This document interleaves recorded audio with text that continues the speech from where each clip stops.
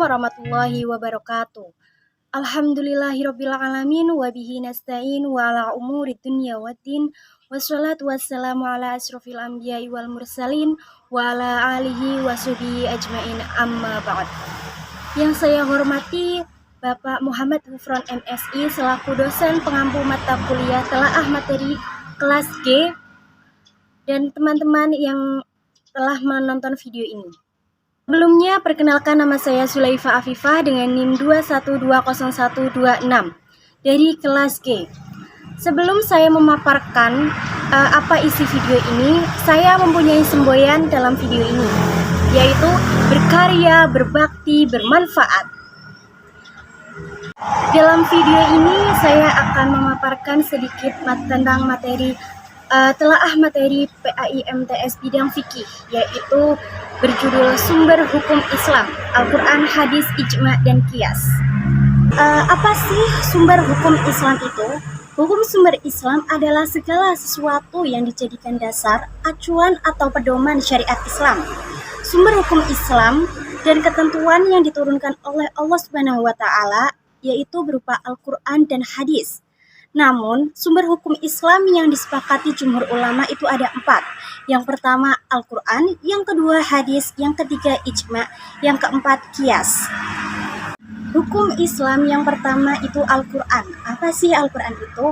Al-Quran secara harfiah berarti bacaan. Secara istilah adalah kitab suci umat Islam yang berisi firman-firman Allah. Seperti dalam surat Al-Isra ayat 88, Allah berfirman, Bismillahirrahmanirrahim. Qul la in ijtama'anil insu wal jinnu ala ayyatu bimisli hadzal qur'ani la ya'tuna bimislihi walau kana ba'duhum li ba'din dhahira. Yang artinya, katakanlah sesungguhnya jika manusia dan jin berkumpul untuk membuat yang serupa dengan Al-Quran ini, mereka tidak akan dapat membuat yang serupa dengannya, sekalipun mereka saling membantu satu sama lain. Kedudukan Al-Quran adalah paling utama sebagai sumber hukum Islam dari seluruh ajaran Islam. Yang kedua, hadis. Apa sih hadis itu? Hadis adalah segala berita yang berasal dari Nabi Muhammad SAW, berupa ucapan, perbuatan, dan takrir atau persetujuan Nabi Muhammad SAW, serta penjelasan sifat-sifat Nabi SAW. Seperti di dalam surat Al-Imran ayat 32 yang berbunyi, Bismillahirrahmanirrahim. Qul ati'ullaha wa rasul fa in tawallaw fa innallaha la yuhibbul kafirin. Yang artinya, katakanlah wahai Muhammad, taatilah Allah Subhanahu wa Ta'ala dan Rasul. Jika kamu berpaling, ketahuilah bahwa Allah tidak menyukai orang-orang kafir.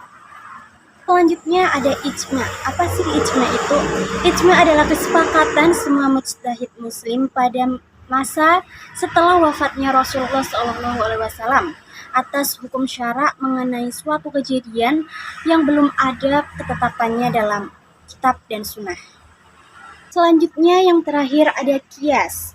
Qiyas menurut ahli usul fikih adalah menerangkan hukum sesuatu yang tidak ada nasnya dalam Al-Quran dan hadis dengan cara membandingkan dengan sesuatu yang diterapkan atau yang ditetapkan hukumnya berdasarkan nas yang ada di Al-Quran dan hadis. Dari semua yang telah saya paparkan tadi, kesimpulannya adalah sumber hukum Islam itu sangat penting. Karena apa? Karena itu merupakan sumber utama dalam menentukan sebuah hukum yang melandasi kehidupan seorang muslim. Perbedaan cara pandang tentang akal yang menjadikan perbedaan pendapat di kalangan jumhur ulama fuqaha dengan kelompok Mu'tazilah sehingga jelas menjadikannya berbeda dalam memandang tentang sebuah permasalahan. Maka dari itu, dari permasalahan tersebut menjadikan umat Islam harus mempelajari Al-Quran dan Sunnah sebagai sumber utama hukum Islam, agar tidak hanya meyakini tentang sumber hukum Islam tersebut, juga bisa memahaminya dengan baik dan benar. Sebelum saya mengakhiri video ini, Saya akan menyampaikan motivasi yang saya dapatkan dari materi kali ini, yaitu barang siapa yang bertakwa dan bertaat kepada Allah Subhanahu wa taala, niscaya Allah Subhanahu wa taala akan menjadikan baginya kemudahan dalam urusannya. Sekian dari saya, kurang lebihnya mohon maaf. Wassalamualaikum warahmatullahi wabarakatuh.